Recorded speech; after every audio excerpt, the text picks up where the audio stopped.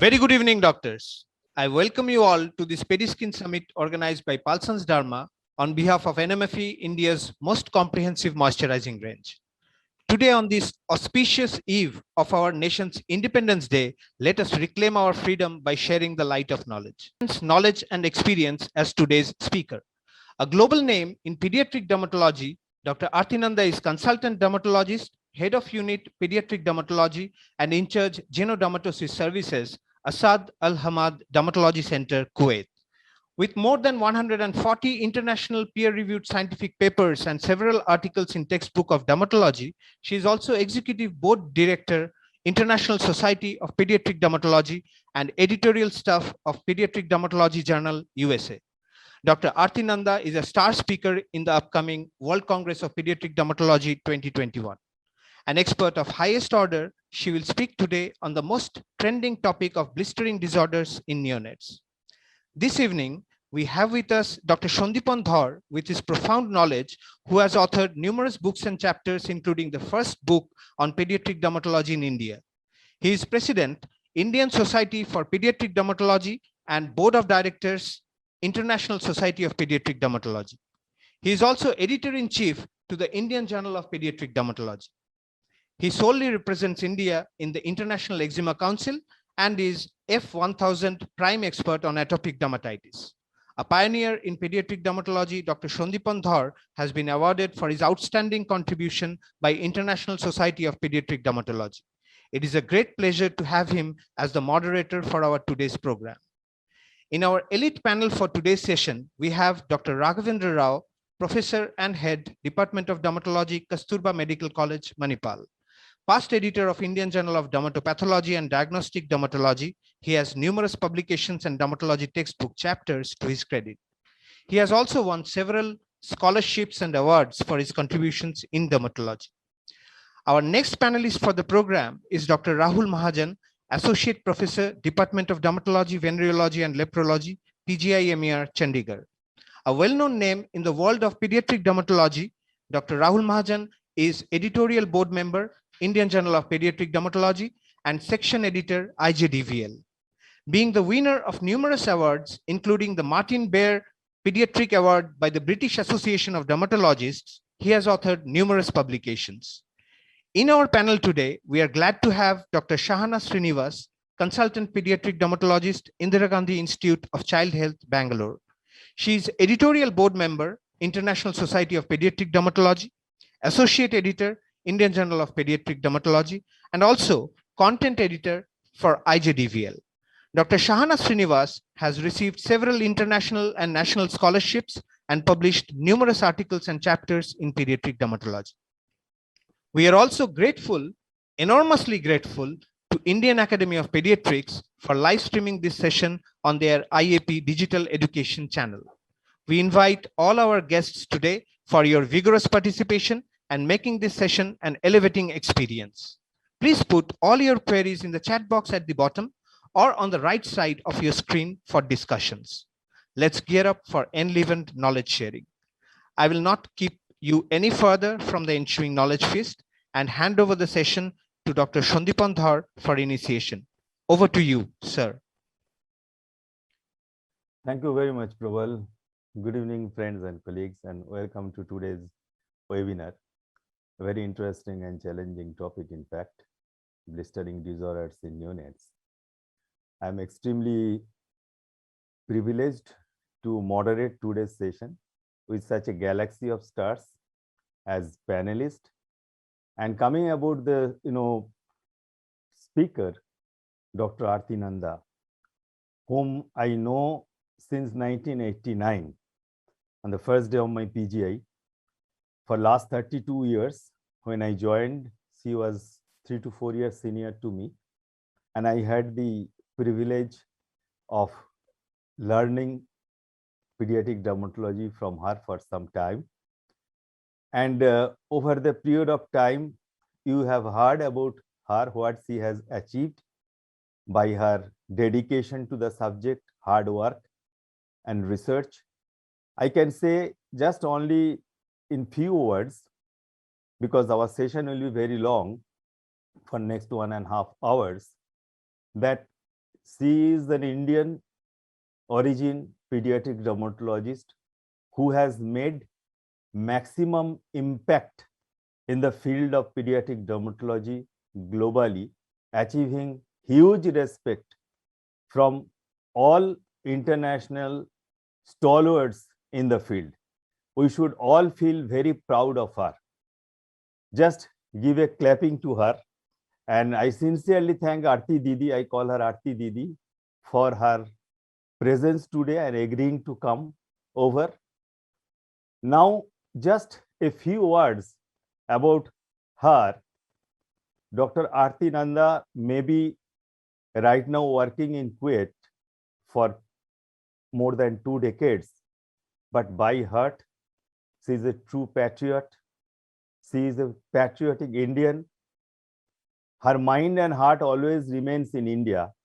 Had there been no official code of using this virtual background, you would have probably today seen a beautiful panoramic view of the city of Jammu, where she belongs to. So with these few words, I shall hand over the platform to Dr. Aarti to talk on the topic on which she has already got an acclaim, a reverence from the colleagues, blistering disorders in neonates, for her research and keen interest in the subject. An innumerable number of international level of conferences, she has spoken on several topics, but this is the topic which is very close to her heart. And I'm sure our pediatrician and dermatologist colleagues also will find it extremely interesting, because this is a very challenging and interesting topic. Whenever a newborn is presents with the blistering lesions, we always try to think what are the different conditions and how we should proceed about. To throw more light on it, I invite Dr. Aarti to come and start her deliberation. Over to you, Dr. Aarti. Thank you, Sandeepan, for your kind introduction. I hope I really deserve it. Good evening, everybody. I really want to thank Dr. Sandeepan Da and Palsan Derma for their kind invitation and asking me to speak on this subject. Coming to blistering disorders in neonates, I'll be presenting this subject under three topics: classification and overview of blistering disorders in neonates. Then I'll focus little on epidermolysis bullosa with a recent update. And finally, quickly, we'll just go through the algorithm that how we approach to these patients when we come across these cases. So before I start, just to show you a prototype of a neonate with blistering disease, what we see in that patient, we see vesicles, the tiny lesions. We can see large bullae. We can see hemorrhagic vesicles filled with blood. We can see pustules filled with pus, erosions, which is the end result when these blisters, they rupture, and the crust formation. So coming to neonates with blisters, they can be simple, they can be just localized blisters and some very common diagnosis. But many a times when we are called to neonatal nurseries to see these patients, the story is not always simple. These are some of the pictures which I'm showing you from our record when we were asked to see patients in the neonatal nurseries. And the diagnosis is not only challenging for the neonatologist and the pediatricians, but also for the dermatologists. And there's a lot of agony among the family and the parents. So let's see what these patients they turn out to be. Finally, the patient on the top left turned out to be a case of staphylococcal scalded skin syndrome. On the right side turns out to be epidermolysis bullosa junctional variant. On the left down, also junctional epidermolysis bullosa. On the right side, recessive dystrophic epidermolysis bullosa. So broadly, when we try to classify the blistering disorders in neonate, they can be classified into genetic causes and acquired causes of blistering. And either of them can be present congenitally, that they're present right from the birth, or they can appear later after the birth. So I'll first start with the acquired causes of blistering in neonates, which we come across. They can be further divided into autoimmune causes of blistering in neonates, infections, and miscellaneous causes. So starting with autoimmune blistering disorders in neonates, just to show you some examples. This is one of the patients from our records. He is a 1-month-old male baby who presented to us with these large eroded areas, hemorrhagic blisters, which still can be seen, pustules, and the history went like that. The baby was born with multiple blisters present on the trunk and extremities. And this patient actually was not very difficult for us to diagnose because mother of this patient was a known case of pemphigus vulgaris, and she was regularly following up with us and had an active disease during her pregnancy. So this patient was diagnosed to be a case of neonatal pemphigus, confirmed by indirect immunofluorescence on monkey's esophagus, showing immunoreactants in the intercellular spaces to the tune of more is to 160 dilution, and positive desmoglein 3 ELISA. So these are the pictures of the mother which were taken during active disease during the pregnancy. So coming to neonatal pemphigus, which is an autoimmune blistering disease caused by passive transfer of maternal IgG representing autobodies against desmoglein 3 through the placenta when the mother is affected by pemphigus. The second patient I'm going to show you is from the literature. This is 3 days old neonate who presented with progressive blisters, and he was born to a mother who had a history of group B streptococcal infection during pregnancy, which was treated with penicillin. And she was a known case of hypertension and was on beta blockers. There was no positive history of any autoimmune blistering disease or other autoimmune diseases in her case. And she was not taking any other drugs than what I just now told here. As we see, the baby had multiple blisters on the face and the trunk. Histopathology showed subepidermal blister with abundant neutrophils in the epidermis, and direct immunofluorescence showed linear IgA deposition on the dermoepidermal junction. And this patient was diagnosed to be a case of neonatal linear IgA bullous disease. Coming to neonatal lab, usually the linear IgA bullous disease is seen around the age 4 to 5 years, but yes, rarely there have been cases which have been reported in the neonatal period also.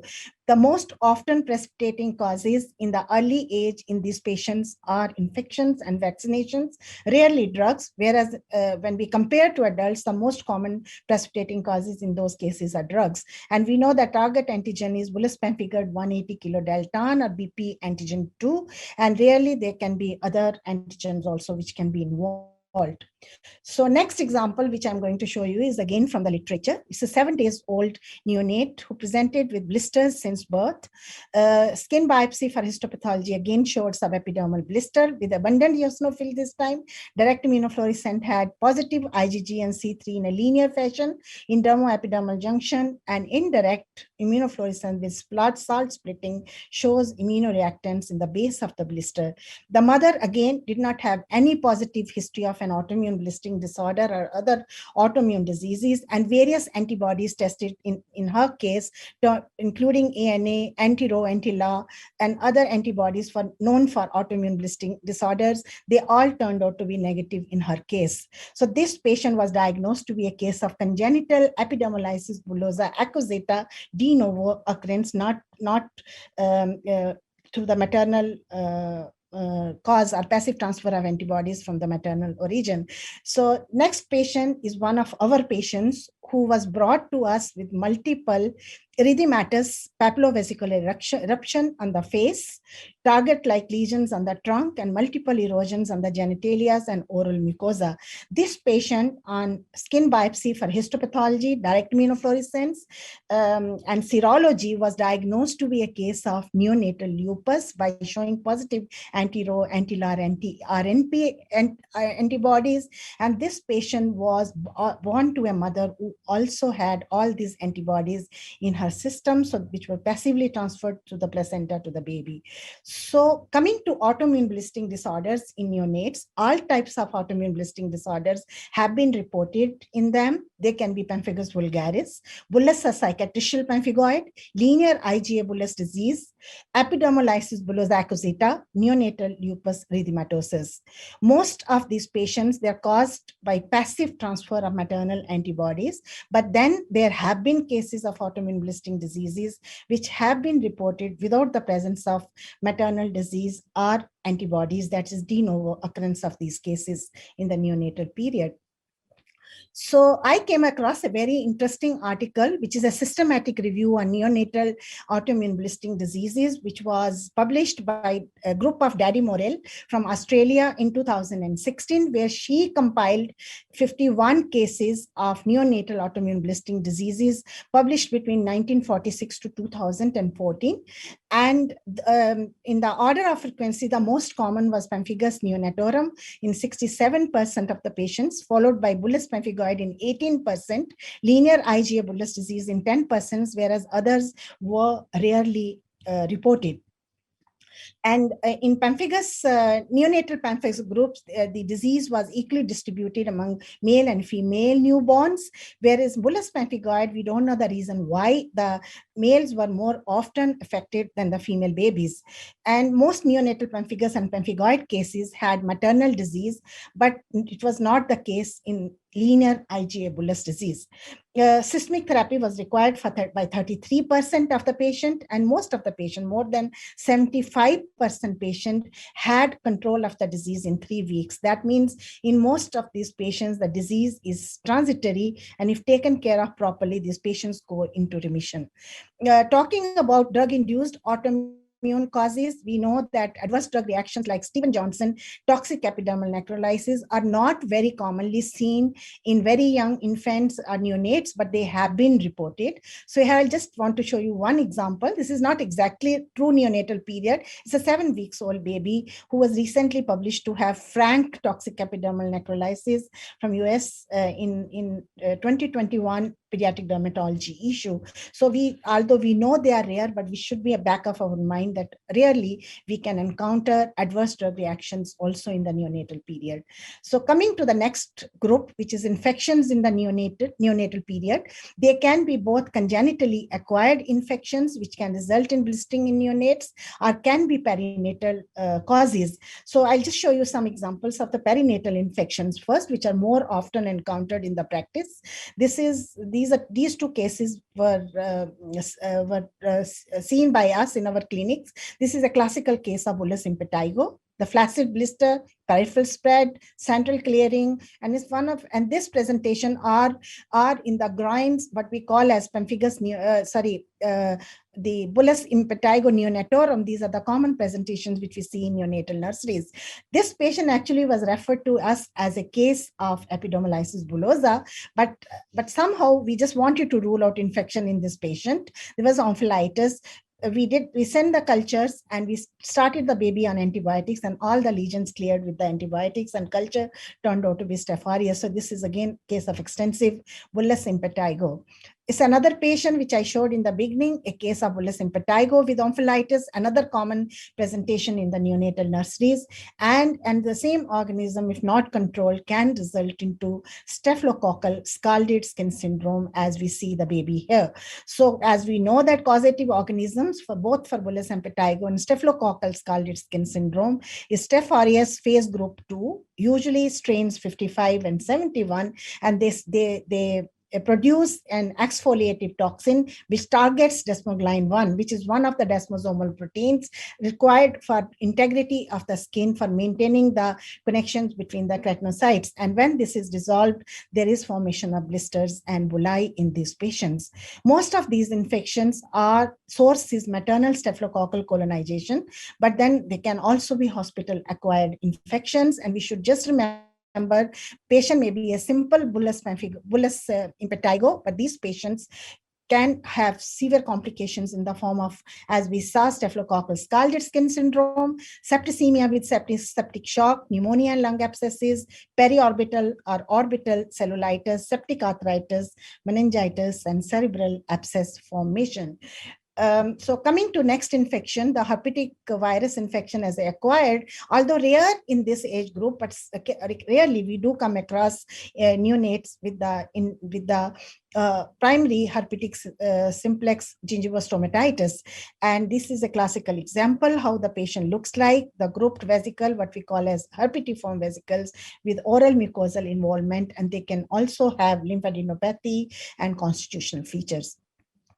Then coming to congenital infections, congenital candidiasis, I don't know whether we should really call it a true blistering disorder, but probably it is brought in differential diagnosis of neonatal blistering sometimes because most of the lesions, they are topped by vesicles and pustules. But patient can be suspected and can be confirmed by doing the candida smears and cultures in these patients. The next patient is again from the literature. It is a female newborn who was delivered at 31 weeks with a low birth weight, 1.744 kgs. I found this case very interesting to share.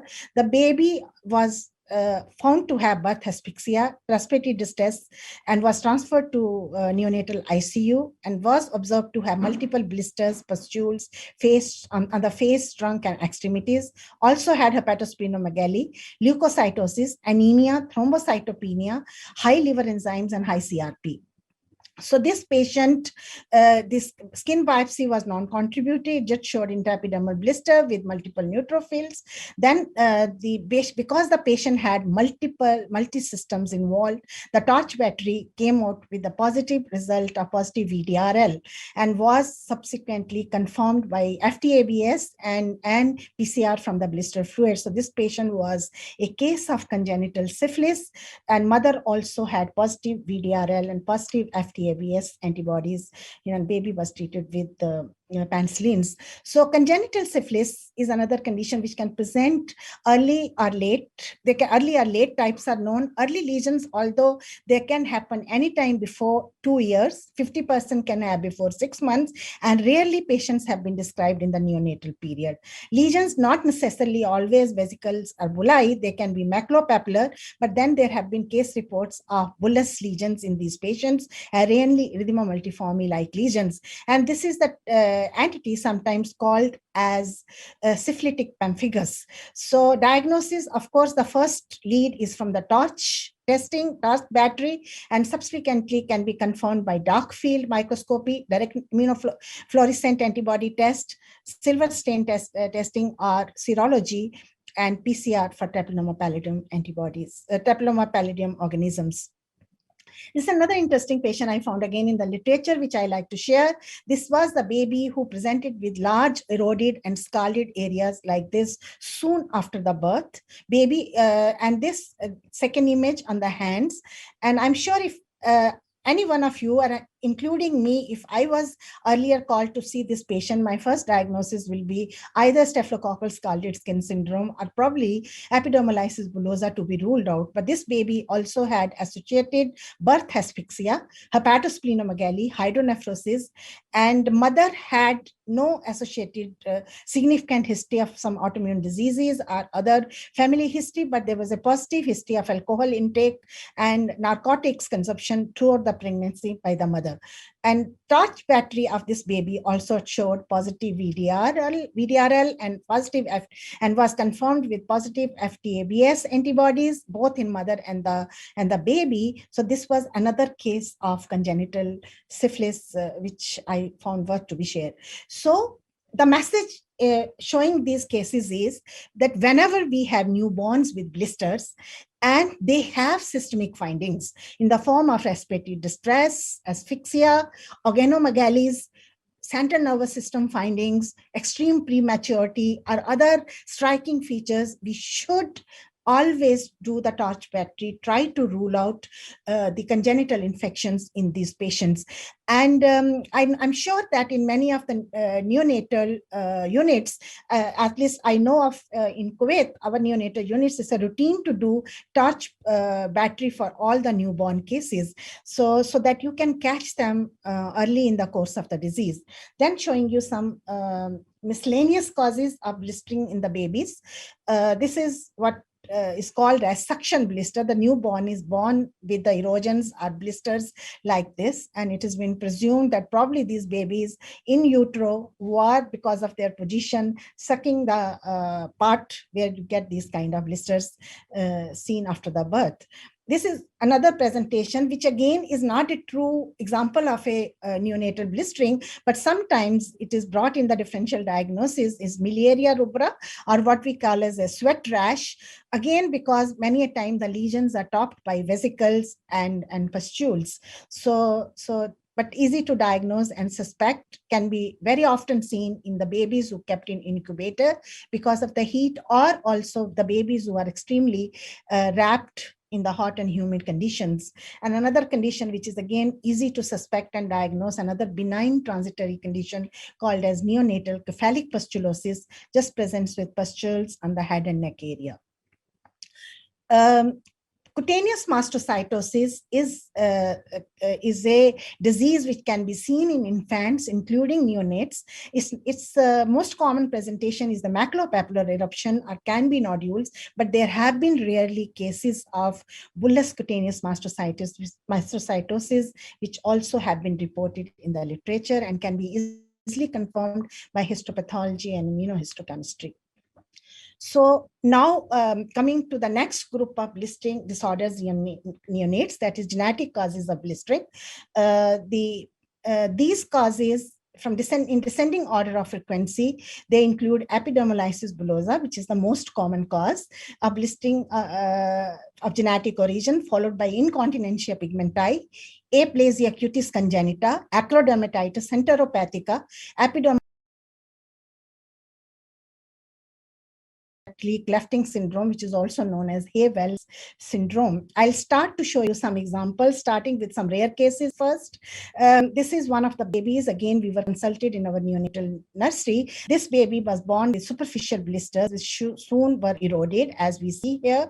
And in addition to these multiple erosions on the chin and trunk, this baby also had some erosions on the mucosae, had clefting of both palate and the lip, had ectodermal defects in form of complete alopecia, loss of eyebrows and eyelashes, and also some distal limb defects like hypoplasia of the nails in this case. So baby was diagnosed to be a case of ankyloblepharon ectodermal defect, cleft lip and cleft palate syndrome, which was earlier named as Hay-Wells syndrome, but now is clubbed under all P63 related disorders.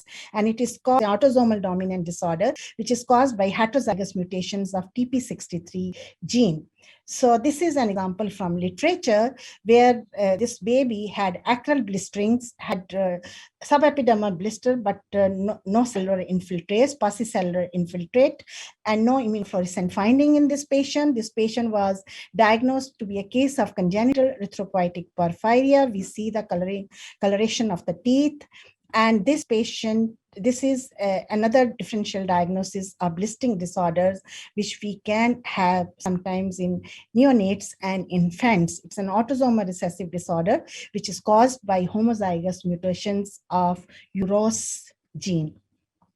So next patient again is from our records. This baby was brought to us with superficial peeling as well as superficial blisters seen soon after the birth on the trunk, on the extremities, and on the buttocks.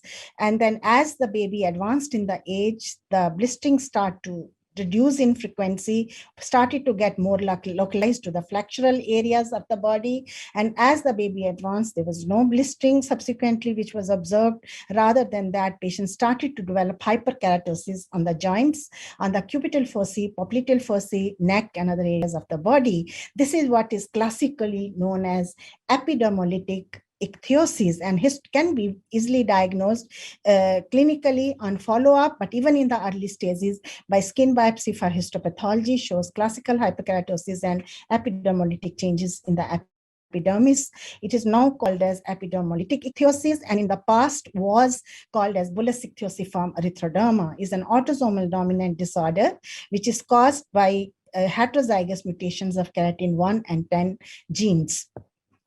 Coming to aplasia cutis congenita, it is not actually a true bullous disorder, but many a time it is brought in the differential diagnosis of blistering disorders for the reason that the lesions in these patients are erosions, and we know that end result of blisters are also erosions.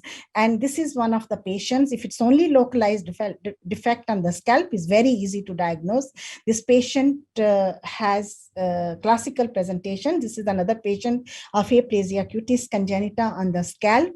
But then there are another reason of bringing it in the differential, because many a time it is a part of other blistering disorders, say, for example, epidermolysis bullosa. In fact, all types of epidermolysis bullosa can, if they are severe variety, can be born with congenital absence of the skin or aplasia cutis. Like this patient of ours who was born with congenital absence of skin and had multiple blisters elsewhere and subsequently was diagnosed to be a case of junctional epidermolysis bullosa. So aplasia cutis congenita can be an isolated defect, as I showed earlier, can be part of epidermolysis bullosa in the last patient, can be associated with fetus papacious in the twin delivery, can be part of a syndrome like Adam-Oliver syndrome. Gold syndromes are really the other syndromes. So next patient in the list, which I'm going to show you, is this baby, is one of our patients again, who presented to us with this vesicular eruption, but very classically arranged in the linear pattern. This baby also had hyperkeratotic lesions, again arranged in the linear patterns, and also have hyperpigmented lesions arranged in the linear patterns. So it is a classical example of incontinentia pigmenti. Not necessarily all the stages of these lesions we see in the same patients. Patient may either have a blistering phase, may have a hyperkeratotic phase or pigmentary phase, but then sometimes we do see all the stages in the same patient. It's very easy to diagnose because of its classical presentation. This is an X-linked dominant disorders, which is predominantly seen in the females and is lethal in male patients, is caused by mutation of IK beta KG gene mutations. And 30% of these patients can also have extracutaneous manifestations. Rarely, it has been reported also in males. And when we see this condition in males, this is due to either hypomorphic mutations or postzygotic mutations or a Klinefelter syndrome with an extra X in that male, which makes him survive. So this is the time to just quick stop for a few seconds before I move to the next topic, which I'm going to take with you. So just have a look on these beautiful flowers after those cases, which really make us upset when we see those cases with those presentations. So next topic, which I'm going to take up with you, is epidermolysis bullosa. This is the most common cause of blistering of genetic origin in the newborns and is a real challenging subject. Lots of progress has been made in understanding of this disease over the years. And so my aim is just to briefly update you about this subject. I've tried to simplify it for all my pediatric colleagues also to understand this subject. So most of the time we may have a scenario like this. Babies are presenting like this, which again may not be a simple story when we are asked to see these patients in the neonatal period. Yes, we can broadly suspect that this patient may turn out to be this, but we cannot give 100% answer to our referring doctor for that patient right from the beginning. Say, for example, for this patient, because of some herpetiform nature, we may say maybe this patient will turn out to be a case of severe generalized EB simplex.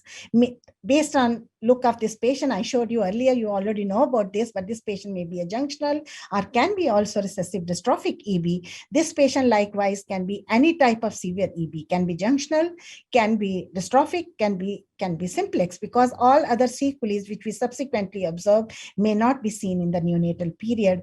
This baby, yes, we can say broadly that probably it is a recessive variant because baby already shows some scarring and some melia formation because the absence of skin was right from the birth, and by the age 1 month he started to show some changes. So let's see what these babies they turned out to be.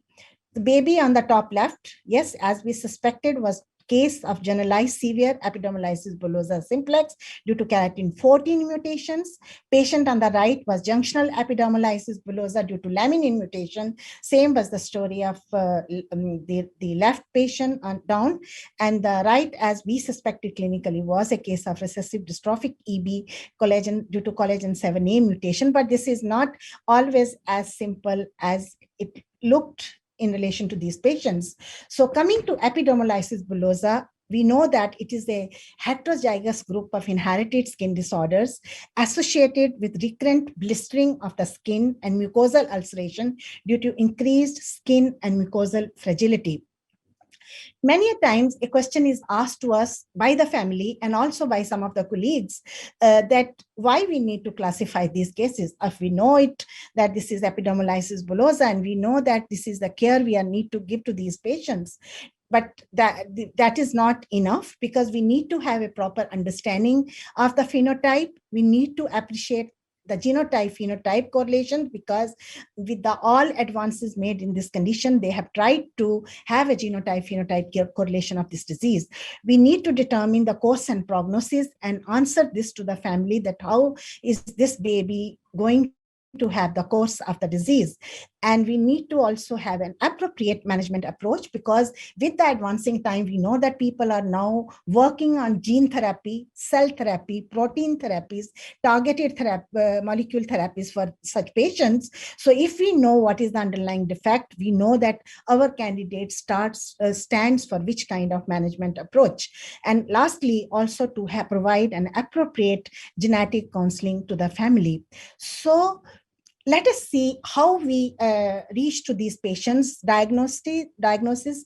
And I know that our dermatologist colleagues, mostly they are aware about all this, but to simplify it more for pediatric colleagues also, we need to really understand the structure of skin for these cases. We know that skin is epidermis and is dermis, and epidermis has different layers.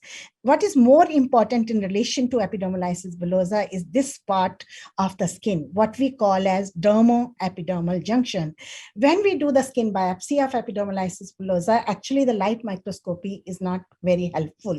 It can simply say, we suspect based on clinicopathological pattern, it can be a case of epidermolysis bullosa, but which type is not sorted out by light microscopy. So for that reason, we need to know the electron microscopic characteristics of the skin. So let us see this area, how it looks under electron microscope. This is the electron microscopy of dermoepidermal junction. This part is the epidermal part of the dermoepidermal junction, which is called as hemidesmosomes. Why hemidesmosomes? Because between two keratinocytes, we have desmosomal structures, which are intercellular spaces which form bridges, and they are responsible for the integrity of the skin. Whereas in here, we have keratinocytes attached to the dermal part of the skin, so that we have only half part of desmosomes here. So they are termed as hemidesmosomes. Then before we reach to the dermal structure, there is a translucent area, what is called as lamina lucida. And then we have lamina densa, one dense layer, and then sublamina densa area, which is the dermal part of the blister. So now, depending upon where the blistering takes place, where the cleft happens under electron microscopy, we can categorize the diagnosis of the patients. If the cleft is in the hemidesmosomal area, they are the cases of epidermolysis bullosa simplex. If the cleft is in the junctional area, they are the cases of junctional epidermolysis bullosa. If the cleft is below the lamina densa, means in the dermal part, it is the dystrophic epidermolysis bullosa. Kindler syndrome, because the protein mutated in this syndrome is expressed at many levels, can be in the hemidesmosomes, can be in the lamina lucidus, or rarely can be in the sublamina densa zone. So it can have multiple clefts. But this way we can broadly classify the subtypes, the big groups of epidermolysis bullosa, but we cannot really reach to subtypes of each group, because each area has multiple proteins. Hemidesmosome, there are several proteins which can be mutated. So we cannot define by electron microscopy which protein is mutated here. And then, so I'll come to it later with you. Same is true if junctional also, we can broadly say junctional, but which type? sublamina densa is usually easier because most of the dystrophic all of the dystrophic, not most, all of the dystrophic EBs, the mutated protein is collagen 7A. So this is just in nutshell how to understand when we'll be talking about this terminology for you. I'll just give you a brief overview of the classification of epidermolysis bullosa. The first very important classification system came out to be in 2008 when they divided epidermolysis bullosa into 4 major groups: EB simplex, junctional, dystrophic, and Kindler syndrome, which we just now talked about. And then, of course, it is recognized that they have multiple subtypes in the each group. And then by that time, at least 10 genes were identified. And in Western population, they were trying to establish genotype and phenotype correlation of these patients. Then in next classification system was updated in 2013, which appeared in JAD in 2014, when 4 major types were retained as they are. By that time, 18 genes were known and 40 EB subtypes were diagnosed. They removed the eponyms from the classification, like earlier called as Weber cocaine, Halopio-Siemens, and so on. All these eponyms were removed. They just kept mild severity, intermediate severity, and severe disease, except for Kindler syndrome and EBS Ogna. And in this classification, something very interesting which was proposed, an onion skin approach to diagnose and classify these cases. Then, so till that time, it was known about EBS. EBS is a disease which is caused by superficial blistering due to mutation, as I said already, of the hemidesmosomal proteins, and different proteins. They can be keratin 5, 14, plectin, and alpha 6 beta 4. It can be both localized or generalized form. It can be inherited both as autosomal dominant and rarely recessive pattern. And lesions heal without scarring, and milia formation is usually not associated with sequelae. And then in 2013 classification in simplex, they just added another category. They divided it into suprabasal and basal types. Basal was the traditional types. In suprabasal, they included some other entities which were due to desmosomal proteins or due to some TGM5 mutation and all, but then subsequently new classification, this group has been again removed. So otherwise, the other features of the EBS simplex which are described, they were more or less same which were earlier known. Junctional EB, as I said, is caused by split in lamina lucida. All cases are inherited by autosomal recessive mode of inheritance, and at least 7 genes are known to be responsible for this type. And dystrophic EB is by the split in sublamina densa zone. Both autosomal dominant recessive mode of inheritance are known. Many variants of this are discussed under that. It can be mild, intermediate, and severe variants, and all are caused by mutation due to collagen 7A1 gene. And Kindler syndrome is a rare disorder which starts with blistering and is followed by photosensitivity, poikiloderma, and skin atrophy, and caused by homozygous mutation of KIN1 gene. And these are the phenotypes which we can see in these patients subsequently: photosensitivity, poikiloderma, wrinkling, teeth abnormalities, palmoplantar keratodermas, and so on. So now, after 2013, the new classification was proposed in April 2019 by the experts, and this has just appeared in British Journal of Dermatology 2020. And what has happened in this classification? Again, all the 4 major groups, they have been retained, like simplex, dystrophic, junctional, and Kindler syndrome. And then in this classification, some of the diseases which were not true blistering disorders, but associated with some superficial fragility of the skin, erosions, and some superficial blisters are now separated. And the another thing they have brought in this classification is syndromic concept of epidermolysis bullosa. Earlier, it was thought that EB is only a skin disease, but over the time it has been observed, no, many cases cases of EBs can have systemic complications in the form of pyloric atresia, nephrotic problems, heart problems, respiratory problems. So these patients have now been categorized as syndromic epidermolysis bullosa cases. An onion skin approach has still been retained. So I'll just show you briefly about what does onion skin approach need for the classification of EB. We already talked about the level of cleavage to broadly classify the groups when we were talking about electron microscopy. But most important, when we see these cases clinically, our first approach is to clinically categorize this patient, the phenotypic features of this patient, very important. They're very helpful right from the beginning. How severe is the disease? Is it acral disease? Is it generalized disease? Are oral mucosa involved or not? Nails involved or not? Other associated features are there in the patient, scarring, milia, and so on.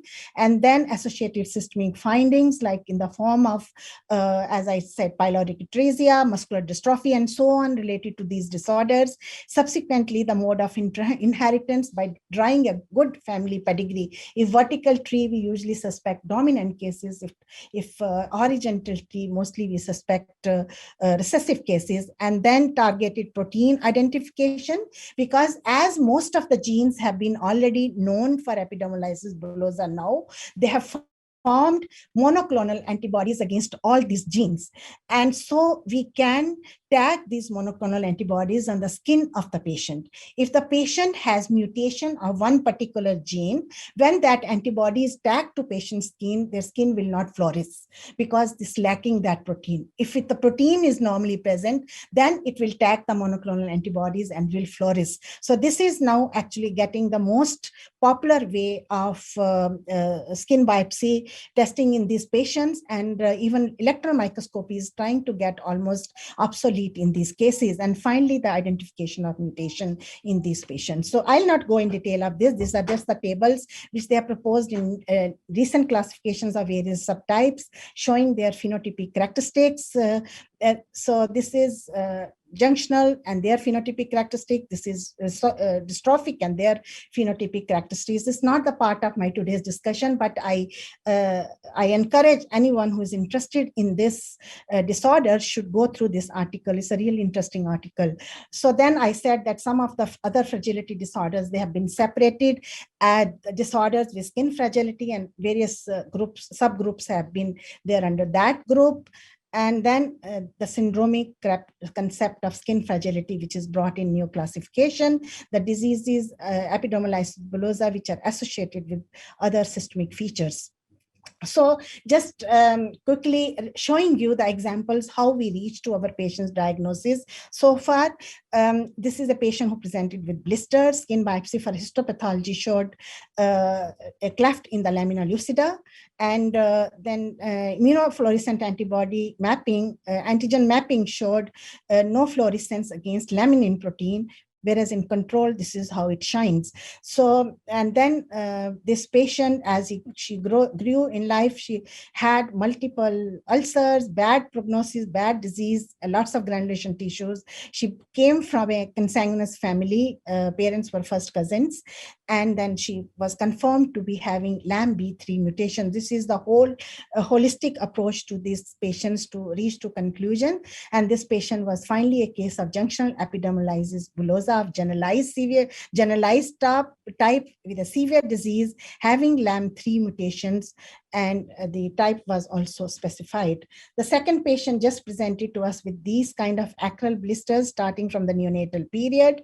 And then this is subsequently taken. Skin biopsy from histopathology in these patients showed some disruption of hemidesmosomes, but all hemidesmosomal proteins, they flourished normally in the immunofluorescent antigen mapping. This patient was worked up by John McGrath in his lab subsequently, and this patient was found to have absent BP antigen 1 protein fluorescence, which was established in his lab only. And this is a normal fluorescence as that, which is, and patient was subsequently found to have homozygous mutations of dystonin gene. So this is an autosomal recessive variant of epidermolysis bullosa simplex, low localized type. And in our series from Kuwait, all our localized types of epidermolysis bullosa simplex were of dystonin type. First patient was diagnosed from Kuwait, and most of our patients of EBS who were localized type were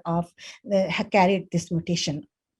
So to finish the journey, I'll just quickly go through with you the algorithm, how we approach to these patients when we see these patients. So when we see a neonate with blisters, we need to study the clinical characteristics. We may need to do skin smears, swabs, cultures, light microscopy, scanning electron microscope, immunofluorescent antigen mapping, and relevant investigations in those patients.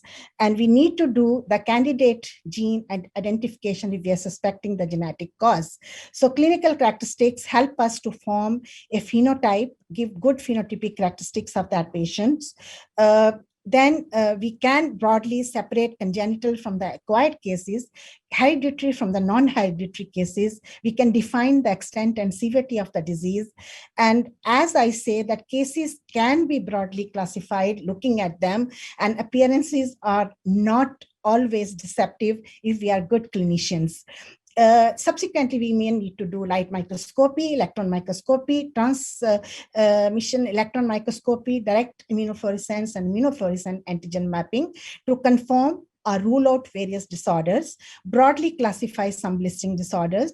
As I said, direct immunofluorescence is useful for autoimmune blistering diseases. Immunofluorescent antigen mapping is important for EB cases.